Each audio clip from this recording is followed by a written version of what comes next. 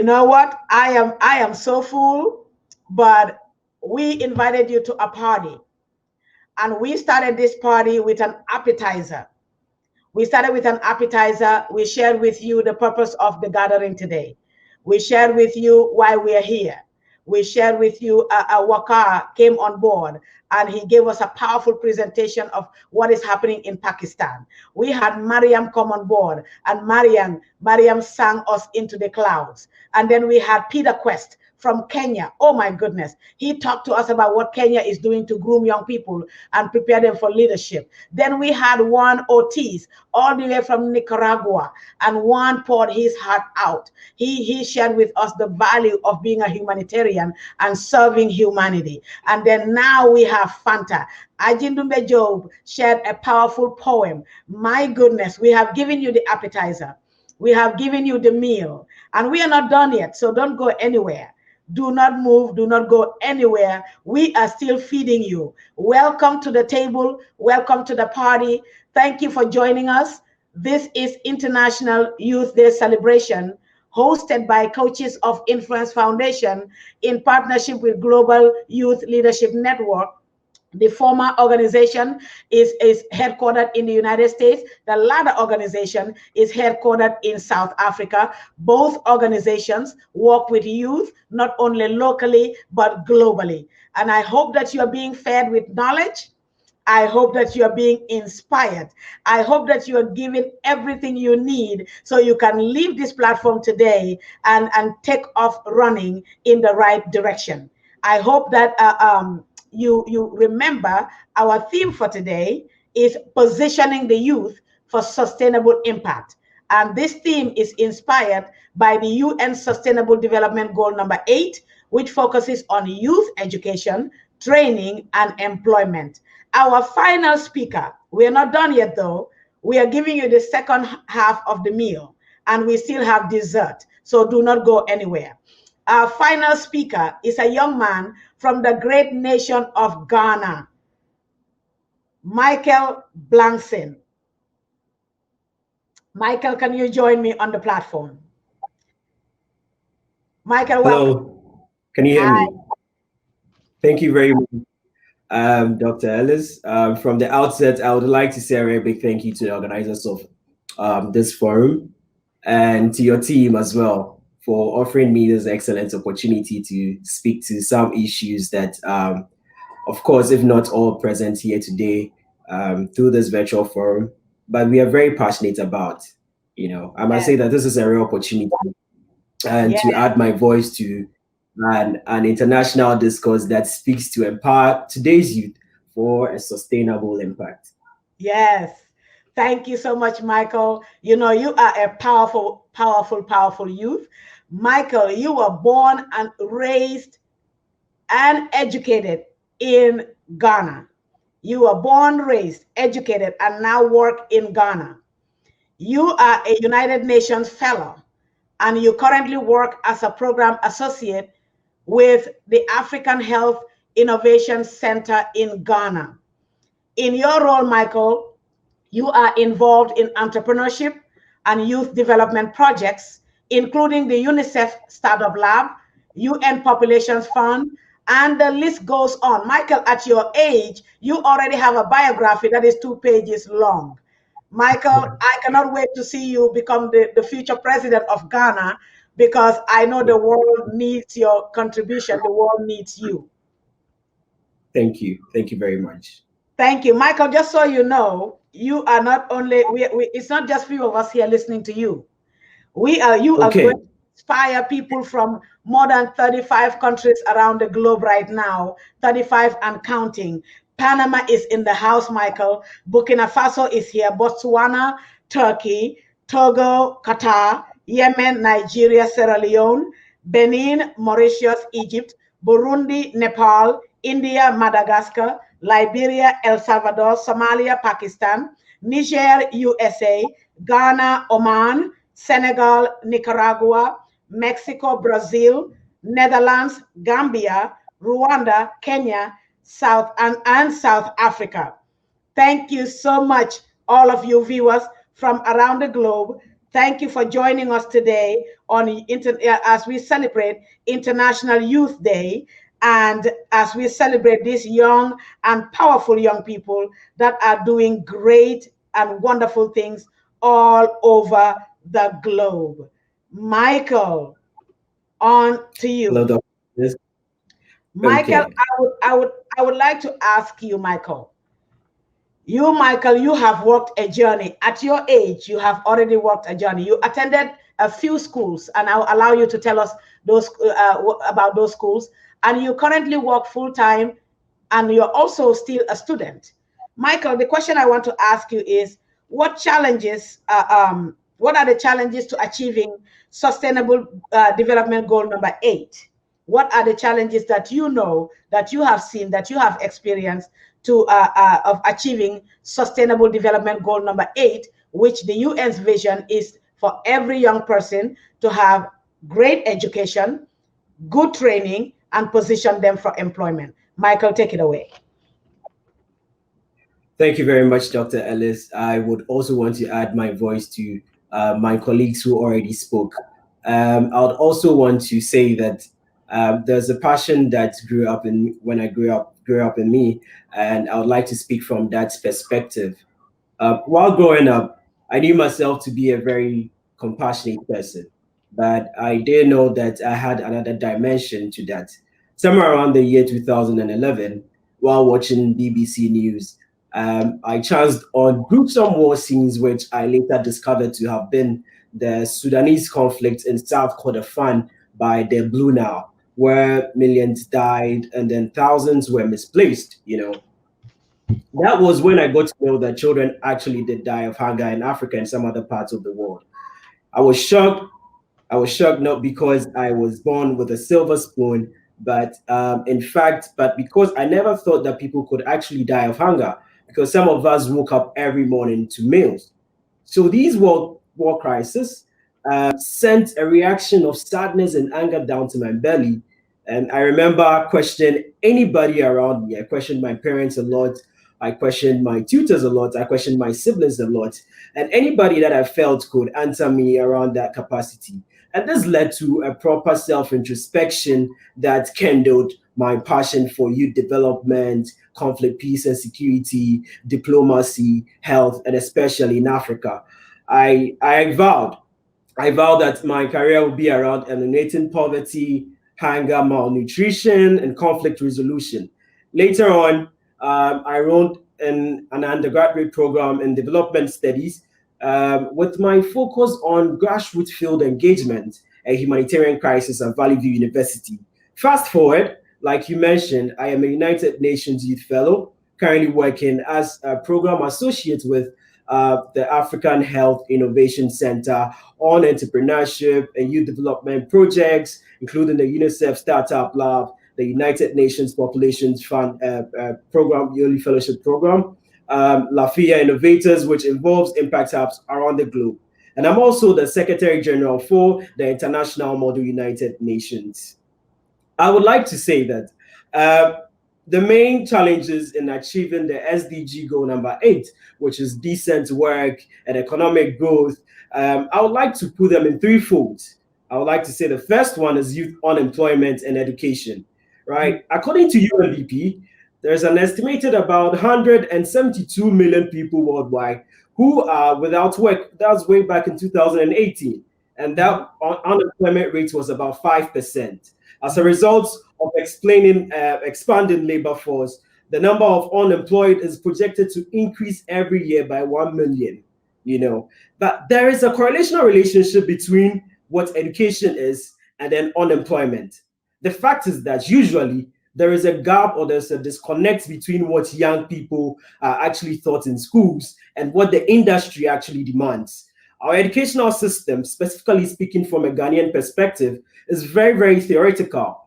Students from college having no practical knowledge about courses studied, which frustrates the industry players in the ecosystem. It frustrates the students as well. Now, this is one of the major challenges why unemployment rate is rising here in Africa. And I'll give you an example. In Ghana, there is a popular national science and math quiz, which is very, very well known. And these two brilliant young men from St. Peter's School actually won the best the competition here in Ghana. They had an opportunity to meet the president of Ghana, Dr. Nana Addo Dankwa Akufo-Addo, and to, as a matter of urgency, provide resources to Ghana's science-focused secondary schools to make the teaching of the sciences more practical as compared to its current theoretical nature. And I must say to you that the students lamented the fact that they had an opportunity to go for a trip in Portugal. They got there, they knew all the theoretical aspects, but when they were handed over with the practical of the competition, they failed miserably. And here in Ghana, it's called chew and pour.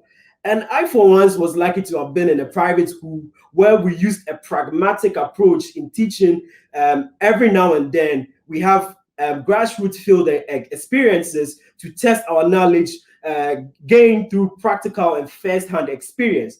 And I will propose a solution to this. I say that we must inculcate design thinking in our classrooms, right? We need to operationalize pragmatic learning experiences, simulations that give practical knowledge to students. Now, to speak on training, when it comes to training skills, there is a need to specialize youth hubs and innovation centers to be created in the diasporas or in the localities or the peripheries of the context of Ghanaian locals, right? And this skills acquisition is because we are in a digital world, and it is very, very incoming. It is increasingly becoming technological, and the demand is that young people need to be equipped. I would use this opportunity to commend UNFPA Ghana for doing an amazing job when it comes to training and unleashing the potential of young people. You know, one of the UN agencies that talk their walk and that walk their talk, you know, they finished a whole lab, which is called the Orange Loft. Now, this loft is an ultra-modern innovation hub that has a co-working creation space, which has advanced assets that young people can utilize. Now, we have other people like other UN agencies like UNICEF, as well as also demonstrated that they have a UNICEF startup lab whereby there's an incubation program for young people. You know, Ghana Model United Nations, on the other hand, is doing fantastic with training young people, young diplomats. Over the few years, we have trained about more than 3,000 young people, you know, and kudos to the president of Ghana, who is doing very, very well in this regard. He launched a youth competition dubbed the Africa Innovators for the SDGs, which seeks to unleash the potential of every youth to contribute directly to the attainment of the SDGs that we are all talking about here today. You see, these initiatives, right, help young people gain market-relevant experiences and life skills and foster enabling environments that enhances the systems within which we live and work, you know. And I also want to say that one thing that we try to take out of the conversation is the mental state of every young person. Lately, the attention has to be paid on young people's mental health, particularly on depression and relationship counseling. You know, we need clinical psychologists who should be available in our schools to help young people wherever they are having issues. The last thing I would like to talk about, which is a challenge, is that failure to hold governments accountable due to the inability to understand the technical documents that we share. And I must tell you, Dr. Ellis, that in Africa, right, we have in a parliament, you see that there's a technical team that go and an expert that briefs ministers, that briefs the MPs, that briefs our dignitaries about technical documents. Now, the budget of Ghana runs in pages with technical information, which some of us don't even understand. Reason why I always advocate for youth-friendly documents, that we should be able to propose solutions. We should be able to push our CSOs to propose solutions by making government bring out youth-friendly documents for us to understand, for us to be able to hold government accountable, because some of the NFLs and the technical terms and the deficits, we don't understand what they mean. And anytime I had an opportunity to speak in the sophisticated manners and unsophisticated manners, I try to resonate with every young person and say that we need to push. we need to hold governments accountable. And if we do that, we will be able to hold ourselves accountable to when we have the opportunities to sit at a table. A typical example is that UNFPA Ghana has brought about an innovation called augmented reality, where they infuse technology into their annual reports, which was tremendously received by young people, and this is what we are talking about. I commend KPMG and PwC for making summaries of such contents with data visualizations. But then again, they are just summaries. We need contents that are youth-friendly, that youth can understand, and that we can hold the presidents and the leaders responsible. Thank you very much. Michael, I heard you loud and clear. I'm listening. I'm taking notes. Your take is that in order for sustainable development goal to be achieved, and this goal talks about relevant education, this goal talks about relevant training to prepare young people for employment, either as an employee or self-employed, so they can be relevant contributors to society and nation building, so they can be responsible leaders and responsible citizens. And you were saying, in order for this to happen, we must do away with outdated, excuse me, methodologies that we are teaching in the classrooms. We must free the young minds of our young people and teach them how to solve problems in the communities, how to recognize problems, not just to be complainers and whiners, but to recognize issues and proffer solutions.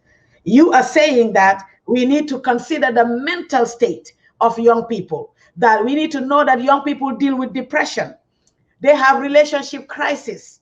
They need counseling. They need resources so that they can be emotionally healthy. It does not matter how much knowledge, how intelligent, how wise a young person is. If you're dealing with depression, it saps all that are out of you. If you have relationship crisis, which is very prevalent among young people. I work with young people, and I'm telling you this. There are many broken young people, broken on the inside, hurting on the inside, abused. They have experienced so many different things in their lives, and they need counseling. They need the help. We need to create youth-friendly content that young people can lay their hands on, read it, understand it, and be able to execute what are in those documents. Powerful, Michael. Michael, let's move on to the next question. Michael, I want to know, young people want to be very much involved in policy making, and you touched on that a little bit. And they always want to have a place at the table. You mentioned that the table. Why should policymakers put young people first? Why should they even give them a seat at the table? Take it away, Michael. Thank you very much, Dr. Ellis, and to every young person who is listening to me. According to the United Nations, there are about 1.2 billion youth between the ages of 15 and then 25 as of 2015. And Africa is, according to the United Nations, is the largest concentration of young people in the world. Now, the reason we need to put young people first is that we need to harness the demographic dividend. Putting young people first has always and will always be a subject to pursue. I mean, lately, the advocacy campaigns on the subject have quite wildfire, and it's almost becoming a pop culture, primarily because it is not a phenomenon that belongs exclusively to our generation. It's going for generation to generation, and it has to be a core part of any sustainable development initiative should possess. But in this our day and our age, right, there is a more reason to put young people first. Firstly, it is because the population of young people in Africa and the entire world is at its highest. There is a youth bulge. What I mean by a youth bulge is that a youth population explosion, which offers the extremes of positive and of negative. And we need to make good use of every young person. Every economy, within every economy, there's the young people who are the working heartbeat of the country. And so if you have more young people, that means you have the potential of getting more development processes getting through swiftly. Secondly, it is because young people offer the most promising avenue for us to work efficiently towards achieving the ambitious goals of the Agenda 2030, And since we are better positioned to understand understand the circumstances which affect our lives better, and we should be given at least the opportunity to be involved in decision making and policy making. And I must commend the African Union for this opportunity given to a few of myself and 3 other colleagues when they were making the African Plan of Action for Youth Empowerment, where they involved young people. We're 4 from Ghana, and this document is going to be an instrument that will be validated from 2019 to 2023. But what blew my mind is that the African Union used a design thinking approach, which is more result oriented. They involve the young people in the process of making that document, and this document is for young people, and they involve young people. And I must say, it is a great thing that the African Union did, and it is therefore incumbent on us to continue to advocate for every young person's involvement in development efforts, initiatives, policies. We must be created. We must be invested, we must be encouraged, and we must be supported actively to participate to creating a better world for ourselves. And this is the opportune time to challenge ourselves to carry on the fire to the next generation. Thank you so much, Michael. Oh my goodness, Michael, this is so profound. My takeaways. The reason youth need to be given a seat at the table. If you're listening, policymakers, you're listening, leaders of nations, you're listening, leaders of organizations, leaders of youth group, leaders of religious groups. If you are listening to me, listen very well. If you can hear Michael, hear me also. Listen very well. We need to harness the demographic dividend. Michael said that. There is so much in our young people. The reason they are disruptive, the reason we think they are the ones that fuel all the destruction and the strikes and whatever and the demonstrations in the countries. It is a cry.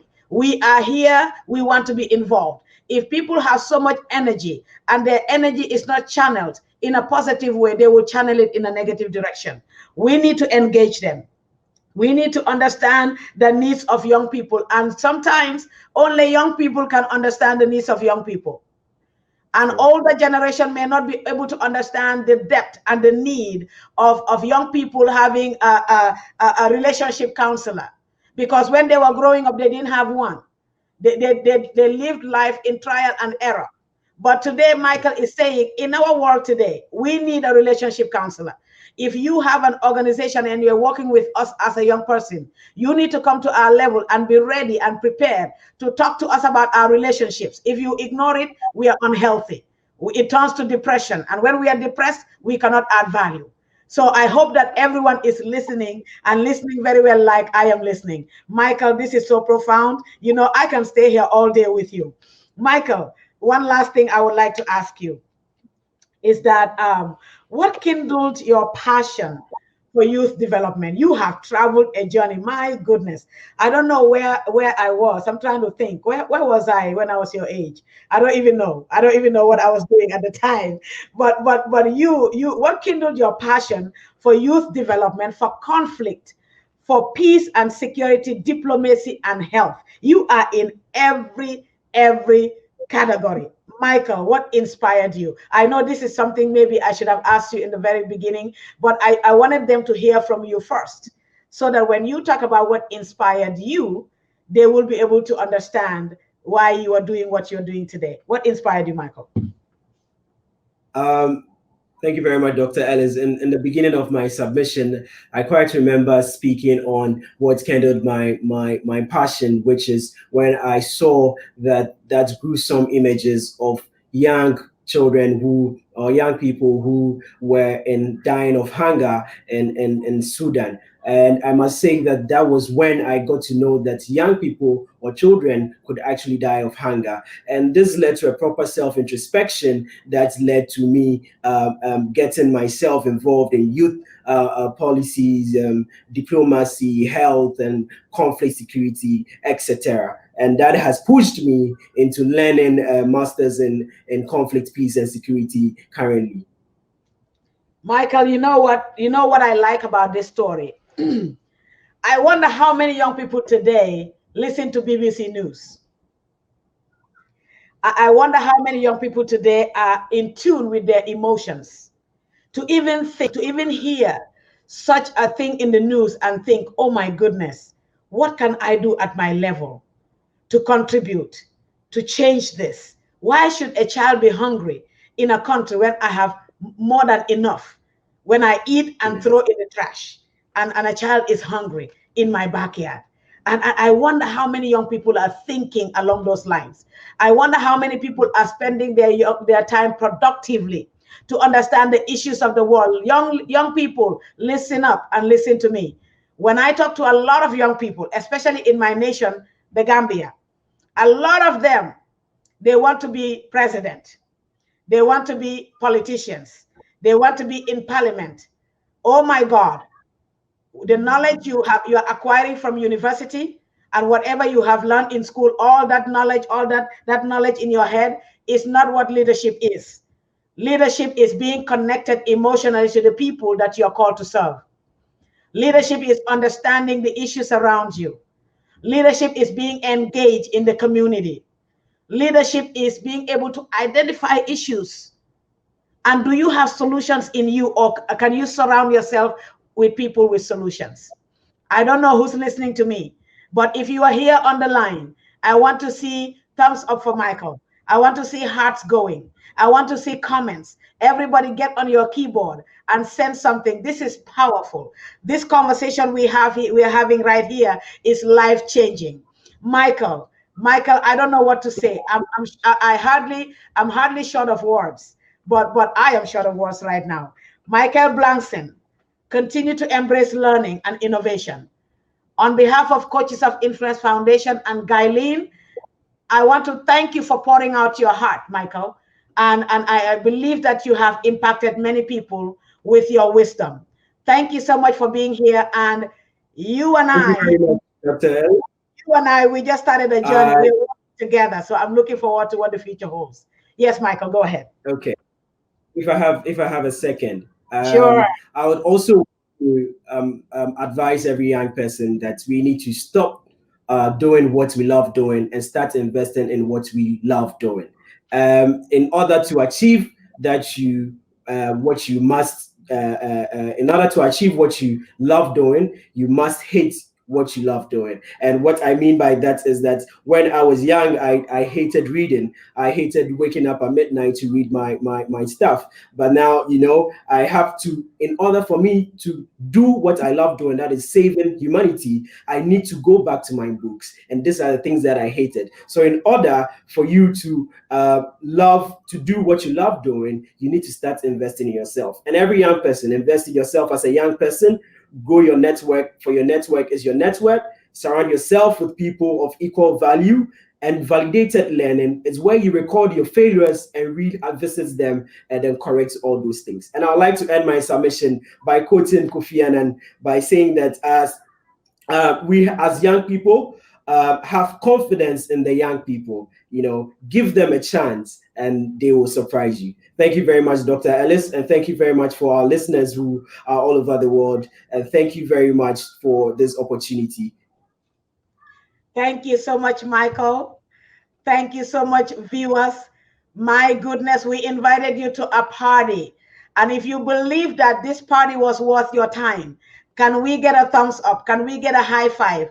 Can we get a comment? If you believe this Saturday that this time you're spending with us is worth it, it was all worth it. If you believe we fed you with appetizer, we served you beverages, we served you with a double course meal, and now we are rounding up. But don't go anywhere yet, because we still have a beautiful dessert to lay at the table before we release you, before we thank you and release you to go. Thank you to all of our viewers from the different nations of the world. We have Malawi in the house, Mozambique, South Sudan, United Kingdom, Panama, Burkina Faso, Botswana, Turkey, Togo, Qatar, Yemen, Nigeria, Sierra Leone, Benin, Mauritius, Egypt, Burundi, Nepal, India, Madagascar, Liberia, El Salvador, Somalia, Pakistan, Niger, USA, Ghana, Oman, Senegal, Nicaragua, Mexico, Brazil, Netherlands, the Gambia, Rwanda, Kenya, South Africa, all these countries and more are represented on this platform right now. All these countries and more are tuning in. We have leaders of nations. We have leaders in government. We have leaders of organizations. We have youth leaders. We have everyday people. We have young people who are looking to be inspired. Everyone is on here. Parents are here. Oh my goodness, this was a powerful, powerful, powerful time with you. And we have, so far, we have more than 300 comments going back and forth on different platforms. And we are not only on one platform. Remember, this information I'm giving you is just from our Facebook page. It's not even, we're not even counting the data from the other platforms. And we have more than 261 shares of this program. We have likes, comments, hearts, tons of them. Thank you so much for being here with us. Thank you so much for being here with us. We really, really appreciate you. Parents, I want to share a word with you. I hope that you are listening. You are with your children. They are around you. Do you hear what Michael said?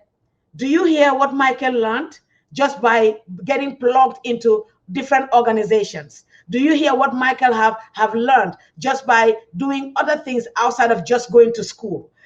Parents, release your children. Encourage them. Other children will grow when they are around other children. Release them to get involved. Release them to partake. Release them to learn and grow along with other young people. Release them. We had Mariam here earlier. Mariam says she has been walking this journey since she was 3 years old. She started learning how to dance, how to sing, how to play instruments. She related to other young people. She walked the journey with other young people her age. And look at where she's going. We had IG. We had Fanta. These are all people that they travel. They are exposed. They interact with other people. Parents, if you're listening to me, release your children. Release them, encourage them, teach them how to grow alongside other young people. There is so much out there they can harvest from their friends, from their colleagues, from different organizations of the world.